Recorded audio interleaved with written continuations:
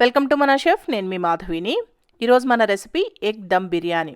మీరు ఎప్పుడైనా బిర్యానీ తినాలి అనుకున్నప్పుడు ఒక్కసారి నేను చెప్పినట్లు ఈ ఎగ్ దమ్ బిర్యానీని ట్రై చేసి చూడండి. ఒక్కసారి చేశారంటే మీ ఇంట్లో వాళ్ళందరూ ప్రతిసారి ఈ బిర్యానీ చేయమని అడుగుతారు. అంత బాగుంటుంది టేస్ట్. సింపుల్గా అందరూ ఈజీగా చేసుకునే విధంగా చెప్పాను. ఒకసారి వీడియో మొత్తం చూసి ఇంట్లో ట్రై చేయండి. చాలా అంటే చాలా బాగుంటుంది టేస్ట్. ఇంకా లేట్ చేయకుండా చూపించేస్తాను రండి. ఈ ఎగ్ దమ్ బిర్యానీ కోసం నేను ఇక్కడ 2 గ్లాసులు బాస్మతి రైస్ తీసుకుంటున్నాను. ఫస్ట్ బాస్మతి రైస్ని మనం నానబెట్టుకోవాలి ఒక అరగంట పాటు. 2 గ్లాసులు బాస్మతి రైస్ అంటే 1/2 kg దాకా ఉంటాయండి. ఈ బాస్మతి రైస్ని ఒక 2 సార్లు నీట్గా కడిగి మళ్ళీ ఈ రైస్ మునిగేంత వరకు నీళ్లు పోసుకొని ఒక అరగంట నానబెట్టండి. ఇలా నానబెట్టడం వల్ల రైస్ పొడి పొడిలాడుతూ బాగా వస్తుంది. ఈ రైస్ నానేలోపు మనం మిగతా ప్రాసెస్ అంతా చేసుకుందాం. ఇప్పుడు ఈ బిర్యానీలోకి ఉడికించుకున్న గుడ్లని నేను 9 తీసుకున్నానండి. నేను 9 తీసుకున్నాను. మీ ఇష్టం, మీకు ఎన్ని గుడ్లు కావాలంటే అన్ని వేసుకోవచ్చు. ఈ గుడ్లకి నేను ఇక్కడ చూపించినట్లు చాకుతోటి ఒక గుడ్డుకి 3-4 చోట్లన్నా ఘాట్లు పెట్టుకోండి. అన్ని గుడ్లకి ఇదే విధంగా ఘాట్లు పెట్టుకొని పక్కన పెట్టుకోండి. ఇలా ఘాట్లు పెట్టడం వల్ల మనకి మసాలా అనేది గుడ్డు లోపలికి కూడా వెళ్ళి టేస్ట్ బాగుంటుంది. అందుకని ఇలా ఘాట్లు పెట్టుకోవాలి. అలాగే ఈ సైజులో ఉన్నవి 4 ఉల్లిపాయలు తీసుకొని నేను ఇక్కడ చూపించినట్లు పొడవుగా కట్ చేసుకొని పక్కన పెట్టుకోండి. ఇవి మనకి ఫ్రైడ్ ఆనియన్స్ కోసం అండి. అందుకని ఇలా కట్ చేసి పెట్టుకోవాలి. అలాగే 4 టమాటాలు తీసుకోండి. ఈ సైజులో ఉన్నవి 4 టమాటాలు తీసుకొని వీటిని ఈ విధంగా చిన్న ముక్కలుగా కట్ చేసుకొని మిక్సీ జార్లోకి తీసుకొని ఈ విధంగా మెత్తగా గ్రైండ్ చేసుకొని పక్కన పెట్టుకోండి. ఇప్పుడు రైస్ను ఉడికించుకోవడానికి ముందుగానే నీళ్ళను కూడా కరెక్ట్గా తీసి పెట్టుకున్నాం అనుకోండి, మిగతా ప్రాసెస్ అంతా ఈజీగా ఉంటుంది. అందుకని నేను ఇలా కాస్త పెద్దగా ఉన్న గిన్నెలోకి 6 గ్లాసులు నీళ్లు పోస్తున్నాను. అంటే 1 గ్లాస్ రైస్కి 3 గ్లాసుల చొప్పున నీళ్లు పోసుకోండి. నేను 2 గ్లాసులు రైస్ తీసుకున్నాను కాబట్టి 6 గ్లాసులు నీళ్లు పోస్తున్నాను. ఈ నీళ్ళల్లోనే 1 లేదా 2 బిర్యానీ ఆకులు ఇలా తుంచుకొని వేసుకోండి. దీంట్లోనే 4 లవంగాలు, 4 యాలకులు, 1/2 టీ స్పూన్ సాజీరా, 2 ఇంచుల దాల్చిన చెక్క, కొద్దిగా పుదీనా, కొద్దిగా కట్ చేసుకున్న కొత్తిమీర, 10 లేదా 15 దాకా మిరియాలు వేసుకోండి. అలాగే బిర్యానీ పువ్వు కొద్దిగా వేసుకోండి. ఇవన్నీ ఇలా నీళ్ళల్లో వేసుకొని పక్కన పెట్టుకోండి. తర్వాత మరిగించుకుందాం మనం నీళ్ళని. ఇప్పుడు మీరు బిర్యానీ చేసుకోవాలి అనుకుంటున్న ప్యాన్లోకి 4 టేబుల్ స్పూన్ల దాకా ఆయిల్ వేసుకోండి. లేదా మీరు కొద్దిగా ఆయిల్ కొద్దిగా నెయ్యి అయినా వేసుకోవచ్చు. అంటే 2 టేబుల్ స్పూన్ల ఆయిల్ 2 టేబుల్ స్పూన్ల నెయ్యి అయినా వేసుకోవచ్చు. ఈ ఆయిల్ కాగిన తర్వాత దీంట్లో మనం ముందుగా కట్ చేసి పెట్టుకున్న ఉల్లిపాయ ముక్కలన్నింటినీ వేసుకొని ఫ్లేమ్ని మీడియం ఫ్లేమ్లో పెట్టి నిదానంగా బాగా ఎర్రగా వచ్చేంత వరకు వేయించుకోండి. మీరు హై ఫ్లేమ్లో పెట్టి వేయించారనుకోండి ఉల్లిపాయ ముక్కలు తొందరగా వేగిపోయి మాడిపోయినట్లు అయిపోతాయి. లో ఫ్లేమ్లో పెడితే చాలా టైం పడుతుంది. అందుకని మీడియం ఫ్లేమ్లో పెట్టి వేయించండి, చక్కగా బాగా వేగుతాయి. చూడండి, నేను వేయించి చూపిస్తున్నాను. ఈ విధంగా వేగాలన్నమాట.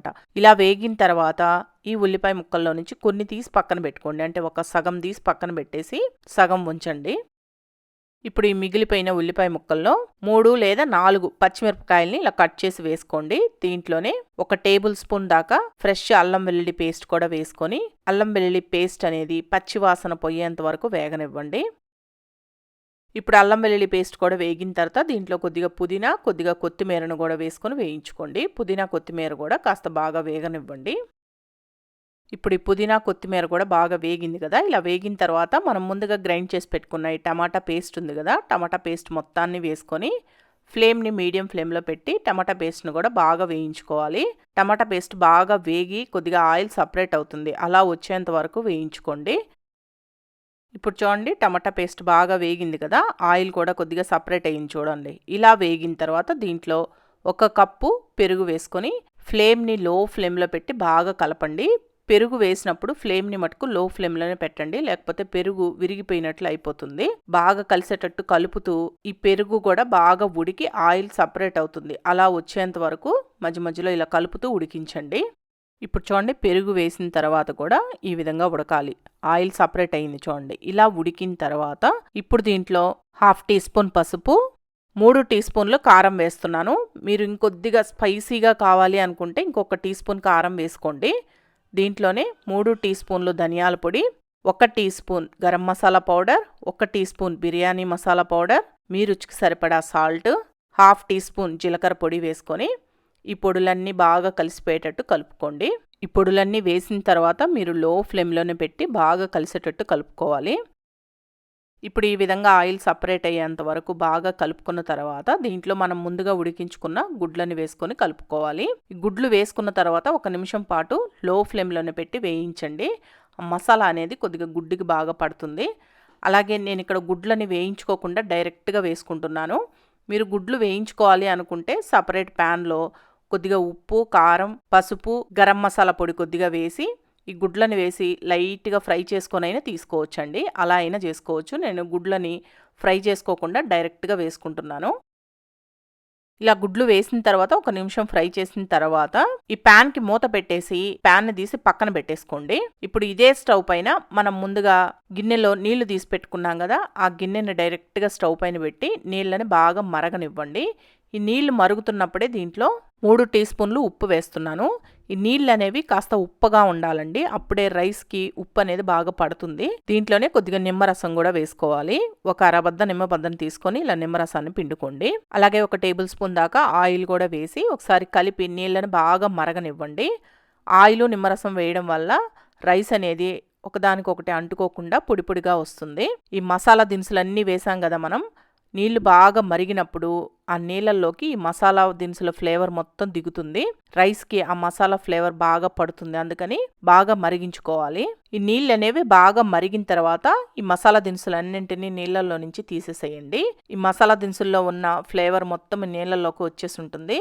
ఎక్స్ట్రా ఈ మసాలా దినుసులన్నీ ఇలానే ఉన్నాయనుకోండి, మనకి రైస్లో ఎక్కువగా ఇవే ఉంటాయి. అందుకని వీటిలన్నింటినీ తీసేసేయండి. జస్ట్ ఆ ఫ్లేవర్ దిగుంటుంది నీళ్ళల్లోకి, సరిపోతుంది. ఇప్పుడు ఈ మసాలా దినుసులన్నీ తీసిన తర్వాత మనం ముందుగా నానబెట్టుకున్న రైస్ని ఈ నీళ్ళల్లో వేసి రైస్ అనేది ఒక 90% ఉడికేంత వరకు ఉడికించండి. 80 to 90% వరకు ఉడకాలి. ఇప్పుడు చూడండి, ఆల్మోస్ట్ రైస్ ఉడికిపోయింది. చేత్తో ఇలా పట్టుకొని చూస్తే మీకు అర్థమవుతుంది. లైట్ పలుకుగా ఉంటుందండి. అలా ఉడికితే సరిపోతుంది.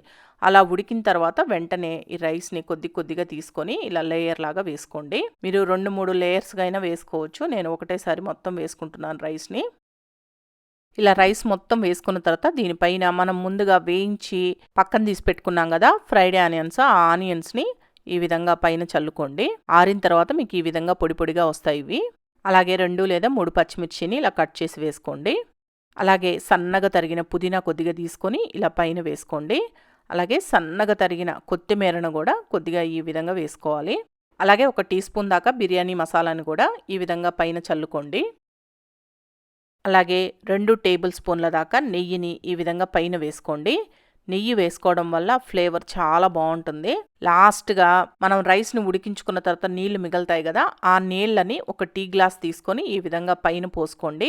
ఈ నీళ్లు మటుకు ఖచ్చితంగా పోసుకోవాలండి, లేకపోతే అడుగున మాడిపోతుంది మీకు.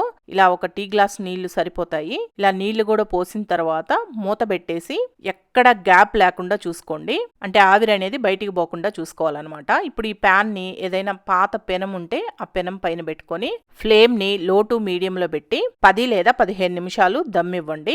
ఒక 15 నిమిషాలు అయిపోయిన తర్వాత స్టవ్ ఆఫ్ చేసేసి మరొక 15 నిమిషాలు అలా వదిలేయండి. అంటే మొత్తం మీద ఒక అరగంట పాటు అలా వదిలేసి తర్వాత మూత తీయాలి మీరు. అప్పుడు బాగా రెడీ అయిపోయి పర్ఫెక్ట్గా ఉడుకుంటుంది.